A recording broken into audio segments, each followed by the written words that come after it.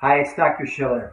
In the past few decades, scientific and biomedical research has started to show the underlying basis for what common sense and traditional wisdom has known for centuries, if not millennia, which is that your lifestyle, the way you live, your mindset, your diet, your level of activity have a profound impact on chronic illness, chronic pain, difficult stuff like autoimmune disorders, fibromyalgia, chronic pain, fatigue, and so on.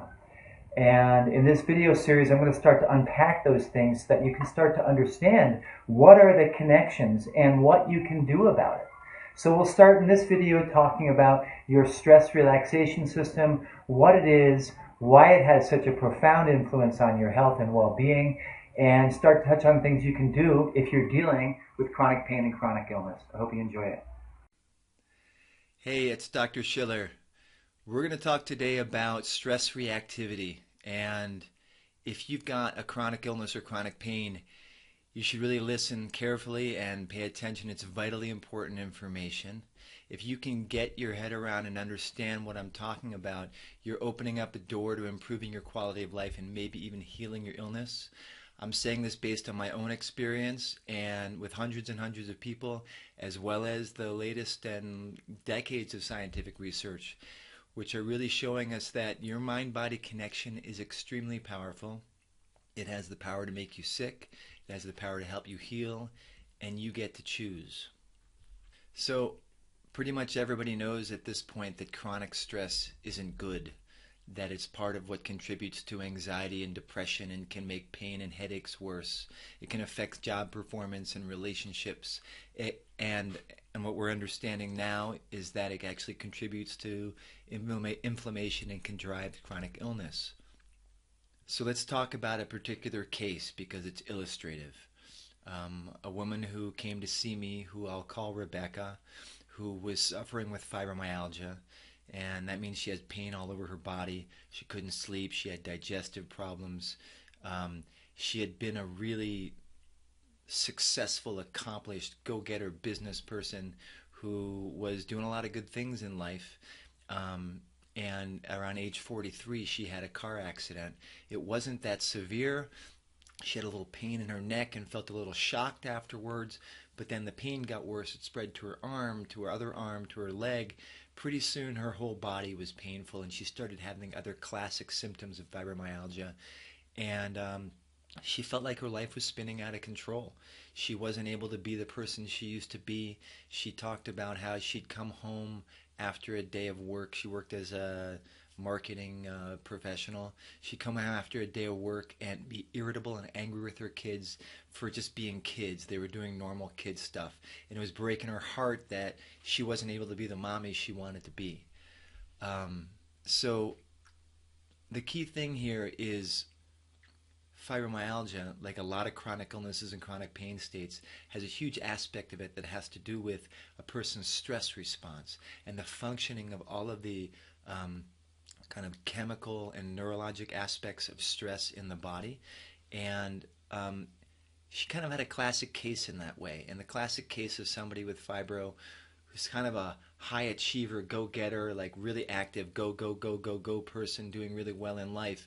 And then some stressor, shock, maybe it's an operation or a car accident or other trauma, and boom, their system just tanks and turns upside down, and they sort of descend into this spiral that develops the symptoms. So I've described Rebecca's case as a classic case of fibromyalgia because of its kind of chronic ongoing stressor and then a big jolt and then kind of a tipping over. That's not to say that everyone develops fibromyalgia that way. There's a lot of different patterns, a lot of different triggers. It's very individual. One of the things we hear over and over from a lot of patients is this picture of chronic stressor, big stressor, and then kind of a dysfunctional stress response associated with a lot of the other changes. There are other aspects for sure that contribute to fibromyalgia. This is not to say that fibromyalgia is just stress or just anxiety or only caused by stress. There are some people who develop fibromyalgia when they're kids. There's a lot of different factors that go into it, but there is an aspect of dysfunctional stress response, and in some patients that seems to be what's most prominent. So, what did she do, and how did I help her, and how does it relate to stress response? So, part of what we did together was she learned a lot about stress reactivity. She learned to see the patterns in her own life. She learned the aspects of what's going on inside of her that leads to an overactive stress response, and she learned how to deal with that. She learned techniques for bringing on relaxation. She learned techniques for developing awareness of what were her own triggers.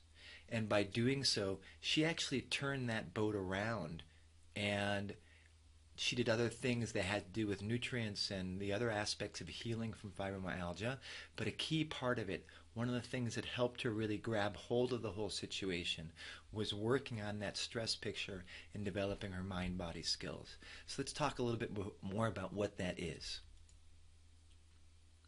So let's talk a little bit more about what that means and why, and how is it that stress has these effects on the body. So we're going to do the basics of that physiology. This is a very big topic. This is part one in a number of talks about stress reactivity and the stress relaxation system in the body.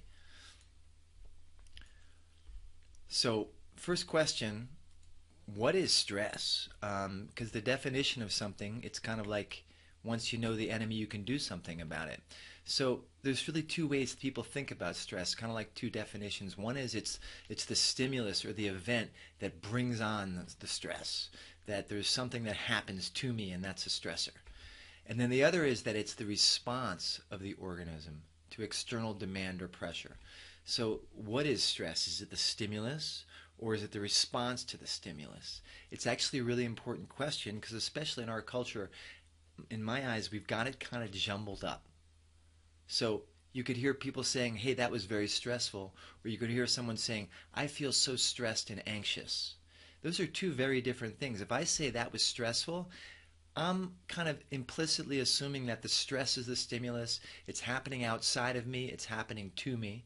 And if I say, I feel so stressed and anxious, I'm acknowledging that stress is my response. And when I acknowledge that it's my response, then I can actually do something about it. I can learn about my responses. I can learn to generate different responses. I can learn to work with my own experience of stress so that I'm not a victim of it. That's such a key piece of healing from chronic illness, especially chronic pain, especially fibromyalgia, is putting you in the driver's seat so that you can understand what's going on and make conscious choices to help yourself heal. Okay, so what determines the impact of stress? Well, first we talked about this notion of perception, and that our mind-body organism as a whole can either perceive a stimulus as stressful or not. That's the key first thing. The second aspect is the magnitude of that response to stress. Some people have a more intense response than others. The third thing is whether that stress response shuts off or persists. We all know somebody who goes through some really difficult thing, and 10 minutes after it's over, he's like, okay, what's for dinner? On to the next thing. He's not even thinking about it. And then there's somebody else who has a really difficult experience and for like hours they're shaken by it and it's still with them because their body's full of stress hormones and stress biochemistry and it stays with them for a while. And finally, how does a person respond to recurrent stimuli? So do I have something over and over and over again? Does my body react more and more to it? Do I become more and more activated? Does my stress response really start to fire off? So these things are obviously complex and very individualized. There's aspects that are genetic, there's conditioning from life experience, there's what's going on in the environment and the culture, and there's behavior. What kind of things does a person do when they're faced with stressful experiences? So a lot of this has been sort of figured out by Dr. McEwen. He's a scientist, a professor at Rockefeller University, and he's really done a lot to help our understanding of stress. So this is actually a diagram or picture from Dr. McEwen about some of these similar things. And so, big picture, that's what he's trying to present here. We have external things that can happen, environmental factors, major life events, trauma, abuse, bad stuff. And then there's the way the organism responds to it, perceives stress, which depends on a lot of things, like is there a perception of stress or helplessness? Is the person in those conditions already hypervigilant, so their body's keyed up and ready to go? And then there's sort of individual differences that depends on genetics and history, and then behavioral responses. A person's like diet, smoking, drinking, exercise, things like that, that modulate the stress response. And all of that determines physiologic responses. And he describes this thing called allostatic load. And allostatic load is this pressure on the organism that makes us figure out how to adapt and deal with the circumstances. So we're going to unpack that a little bit. Um, okay, so how does the body generate stress? Stress, there is this physiologic response going on, and part of it's biochemical. There are stress hormones. There's epinephrine and norepinephrine, which are the same things as adrenaline and noradrenaline. And those are acute, immediate stress hormones. When someone has a really intense thing happen and they get that jittery feeling all over their body, that's epinephrine and norepinephrine. That creates that activation, intensity. Cortisol is when we're like our chronic stress hormone. When stress has been going on for a while, the cortisol levels go up to help the body and mind cope with that situation. And then we've got all these chemicals called peptides that color the stress response in various different ways depending on what's going on, depending on the meaning of their stress response. You know, dancing at a wedding is stressful, but it's a joyous, fun, connected, stressful. Running away from a wild animal is a different kind of stressful, and it has a different biochemical environment, and it means something different and has a different impact on the body and mind. So this is kind of the neurologic part of the stress system. We have a brain within our brain that's called the autonomic nervous system. You could rename that and call it automatic nervous system. It's the part of our mind that allocates our energy. And it does that both through the chemicals we just talked about and a whole series of nerves that go from the top from our brain all the way down to the bottom part of our spine. And there's two branches. There's what we call the sympathetic branch. You don't need to remember that word, but it's kind of a cool word. There's sympathetic and parasympathetic. The sympathetic branch is the stress response. That's what also gets called fight, flight, freeze, or it's responsible for get up and go when I need to go into action. And then the parasympathetic branch is the relaxation response.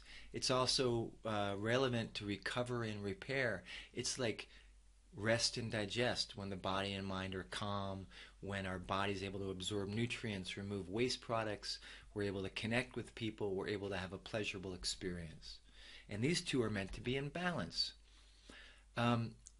So let's talk about what happens when we have a stress response. That's the acute fight or flight freeze response. It prepares us for action. And all the things that it does to all the organs in our body are based on that. I forgot to sort of point out here, just kind of pointing out that these nerves from the sympathetic branch and the parasympathetic branch, you know, they hit the brain, the throat, the heart, the lungs, all the digestive organs, the sweat glands, the muscles, the digestive organs, the bladder, the sexual organs. So, brain, increased arousal and vigilance. Sensation, we become more sensitive. Why do people do extreme sports? One aspect of it when you jump out of a plane or bungee jump is it's a rush, it's intense, it feels good, everything becomes vivid and amazing and beautiful. You feel like you're connected to life because you're aroused, because your sensitivity is on high, because you're ready for action. The endocrine or glandular system, it mobilizes energy from our liver. We actually mobilize and increase blood sugar so our muscles and our body can do things with it. We have stress hormones like we talked about. The heart increases blood pressure and heart rate. The lungs increase ventilation so we get more oxygen. The digestive system doesn't need to work when we're running away from the tiger or running after the bus. We have decreased secretions and decreased motility of the intestines.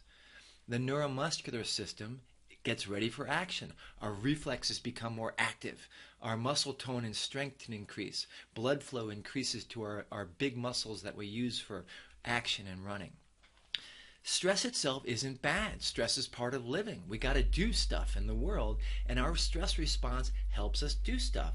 When it's in balance with our relaxation response, that's good. It's normal. You know, you see over here that here's the stress level, and here's time, and like I have a stressor and I chill, and I have more stress, but then I relax for a while, and I have more stress and it comes down. I have something big, but then I calm down afterwards. Maybe I'm sleeping in these troughs, maybe I'm just sitting down and relaxing, maybe I'm having a glass of wine with the person I love. I have a balance, and my baseline stays even over time. That's not true with what we call chronic stress. It's an imbalance of stress and relaxation. Our stress response is going up and up and up, and it might be coming down sometimes, but the baseline keeps going up over time because it's not balanced by the right degree of relaxation response. And this is where stress causes health problems.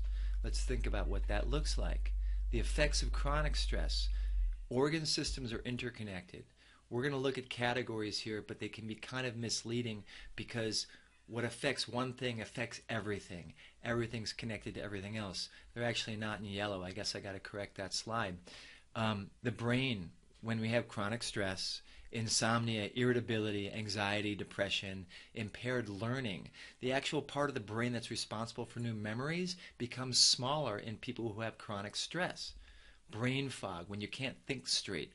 The endocrine system, we can actually have dysregulation of our hormonal systems that can cause a lot of issues with sleep, shifts in the immune system, all kinds of things, because the body's natural cortisol patterns over time can get out of whack, so they're not as consistent with health like they should be. We lose our normal active in the daytime, relaxed and sleeping at nighttime. We get upside down and turned around, and that's not good for us. The heart cause hypertension, arrhythmia. Our blood clotting factors, our platelets, can become more coagulable from chronic and acute stress. Digestive system, there's something that's called intestinal permeability. Intestinal permeability seems to be associated with inflammation and all the chronic diseases that we're dealing with. This is recent science in the last 10 years or so. A lot of doctors don't even know it yet, but it's going to be in the textbooks in another 10 or 20 years, and everyone's going to know. Constipation, irritable bowel syndrome, inflammation of the gut, all of these can be associated with chronic or intense acute stressors. Sensation, we can have increased pain transmission. We'll talk more about that later.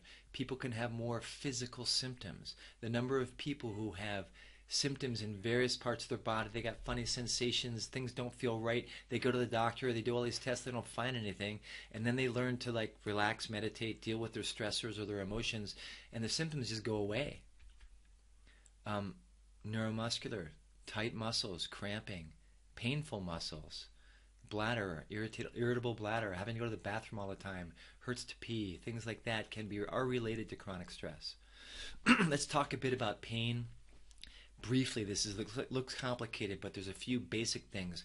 One is we've got pain receptors in our body, and those pain receptors send signals through nerves that go to our spinal cord, and in our spinal cord they talk to other nerves, and that goes up to our brain, to the thalamus, and the thalamus is what integrates a lot of sensory information, our emotional information, a lot of our belief systems. It's a big integrator place in the core of our brain, connected to our limbic system, and from there the signal gets transmitted out to the cortex, and the cortex is where I go, ow, I've got pain in my hand.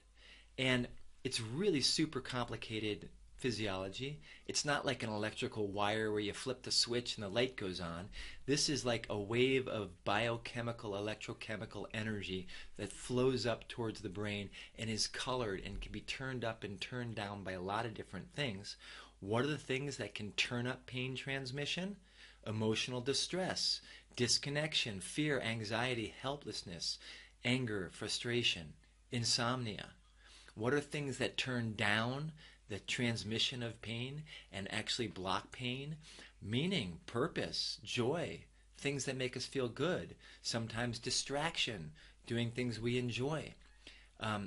Another important part that I want to just point out is that there's all these pathways going on, but there's two main pathways. There's the sensory discriminative pathway and the affective motivational pathway. The sensory discriminative pathway is the part that helps my brain know that I've got a burning sensation in my hand, but it doesn't give it any emotional value or any emotional impact. It's like, oh, I got burning in my hand. The affective motivational pathway is the part that goes, ow, I got burning in my hand, I got to do something about it. that motivates us, that activates us. That's the place where stress, anxiety, depression, and other negative mind states have a huge impact on pain's transmission. It's an integration of pain and affect or emotional aspects of ourselves. Pain modulates our emotional experience, and emotional experience modulates pain. It's a loop, it's a cycle. And that's something that comes up over and over again for people who develop chronic pain.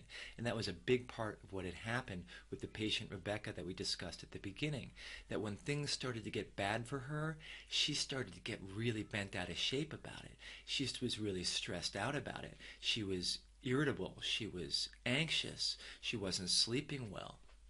And that's probably part of what helped amplify and make the pain system worse, because it feeds stress response, pain, stress response, pain.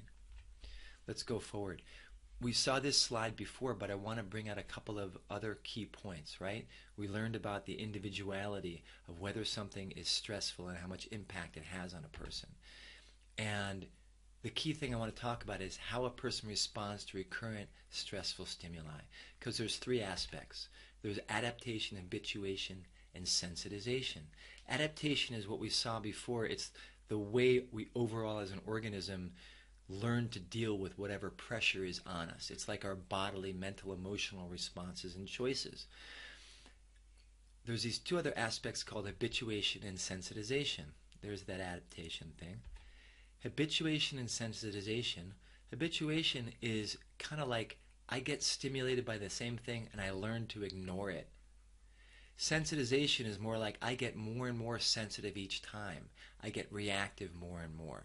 So habituation, think about somebody who goes to train in the army, and the first time they're like next to an artillery shell, boom, like they get all startled by it. But then they hear it over and over again. It doesn't even bother them anymore. Frequently there is a deeper response in the body that can be going on below the level of their conscious awareness, but they habituate because they learn to ignore it, and they just got to live their life and go forward.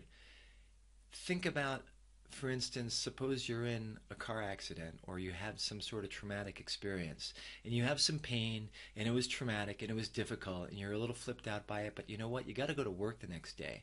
So you get up and you put on your work face and you do what you got to do and you have an extra cup of coffee and you go through your life and you're just like habituated. You're dealing with it. You're not worrying about it. Meanwhile, there can be a stress response that is building underneath, and because you're not paying attention to it, but it's there. Maybe you start to have a little aching in your neck. Maybe you have an extra drink or two, or you smoke a little bit more. These are ways of adapting and habituating to kind of a chronic stressful response that's in your body and in your system. Sensitization is a different story. That's the person where they had that stressful event. PTSD is a sensitization type of experience a lot of times. Sometimes it's not. But the point is, imagine someone who has that car accident. They can't even get in a car. Or you get bit by a dog when you're a kid and you're traumatized by that. So you're sensitized to the overall experience of what is a dog. You can't, when you hear a dog bark or a dog comes near you, you get scared. Sometimes you even see a picture of a dog and you get scared. You can develop a phobia to it. That's a sensitization response. Again, this was really relevant to the case we talked about because most people are a combination of these things. With that patient Rebecca, listening to her story, initially she sort of just tried to deal with it and be a good person and do her work and do her job and take care of business and be responsible. And she habituated and she adapted, but over time her system became sensitized and she wasn't able to anymore. She started getting more and more irritable. This is that curve of chronic stress where things build up and build up over time, and that's where the bad effects of stress come on a person. So what do we do about stress reactivity? This is going to be brief because really I want to just give the big picture. But the point is, the main thing is learn mind-body skills, because there's simple basic techniques anyone can learn that reduce the stress response, activate the relaxation response, and it's about working on a different part of our brain because most of us don't learn how to do that. These days it's a little bit different. It's getting more and more common that people are learning mind-body techniques in meditation. They stimulate your inner healing intelligence. They take away that chronic stressor so you can get into rest and digest, and your body can get into that repair state from parasympathetic activity like we talked about earlier. So what about mind-body skills? Well, there's one aspect which is relaxation, stimulating the relaxation response. Another aspect which is working with our perception. There's something called mindfulness. Mindfulness is where we learn to pay attention in a conscious, intentional way to our thoughts, emotions, bodily and sensations, and we start to learn about how we respond to reality. We start to notice the inner voice that's going on inside of us that we normally don't notice, that colors the way we perceive and colors the way we react. And we start to learn to be conscious, and we start to respond rather than reacting. And that's mindfulness. And there's transformation. There are techniques for actually taking traumatic experiences or chronic negative emotions that we maybe have been storing for years or decades that are living in our subconscious mind and affecting our body by generating stress all the time. And we can actually bring awareness and compassion and melt and dissolve and reframe those persistent negative emotions and trauma, and that can have a huge impact on our health. So how do I develop mind-body skills? First of all, many people are listening to this and they're nodding their heads and they're saying, yeah, I want mind-body skills. How do I do that? And some people are sitting there with their arms curled across their chest and they're thinking to themselves, look, I don't meditate. I'm not a mind-body guy. This is not me. I don't relate to that.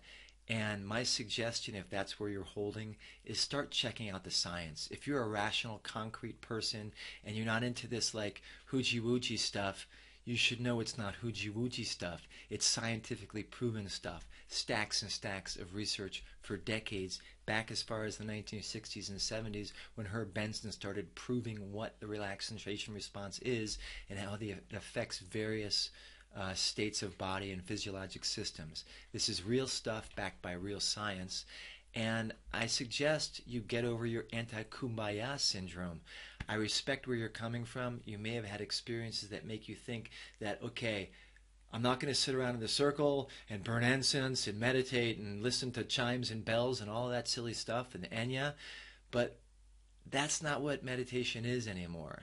Meditation is serious mind training. It's scientifically based. If you saw the number of top athletes and top level business executives who are using meditation practice to enhance their performance, you might think differently about it. So the invitation is get with modern science and modern culture and realize that these are powerful tools that can have a huge impact on your life if you're dealing with chronic illness and chronic pain. Anyone can do it. You got to take action. You got to learn the techniques and do it. You can start small. 5 to 10 minutes a day is a good start. 1 minute counts also. Regular consistency is the main thing. There's a lot of different techniques. We'll talk about that in other talks. So if you want more information from me on this, go to Facebook and find the group that's called What Heals, and you can join that group. And that's a private Facebook group that I have where I put out notices about all the different things that I, content and information and educational type of things. So you can get notified stuff there through Facebook. There's also a community. There's kind of a dialogue going on there. And then you can go to my website at drschiller.com and sign up for the newsletter, because every time I put out another post, I send it out in an email to all my subscribers so you can get that information. This is the first of a number of different talks related to this topic. There's a lot to understand. There's a lot of information that can really help you make better choices and do things that are going to have an impact on your health. I look forward to supporting you in that, and very interested in your feedback on this video if you want to leave it, whether it's on YouTube or on Facebook or wherever you see it. I'd love to hear your feedback. So thanks a lot for watching and listening, and I wish you all the best.